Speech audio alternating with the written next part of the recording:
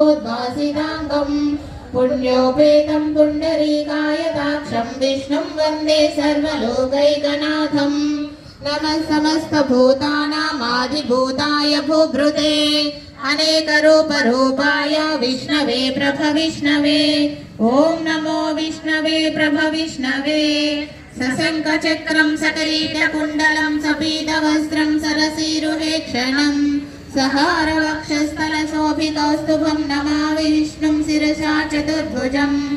छायायां पारिजातस्य हेमसिंहासनोपरि आसीनमम्बुजस्याममायताक्षमलङ्कृतम् चन्द्राननं चतुर्बाहुं श्रीवत्साङ्कितवक्षसं रुक्मिणी सत्यभामाभ्यां सहितं कृष्णमाश्रये।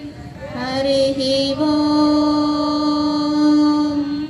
विश्वं विष्णुर्वषट्कारो भूतभव्यभवत्प्रभुः भूतकृद्भूतकृद्भावो भूतात्मा भूत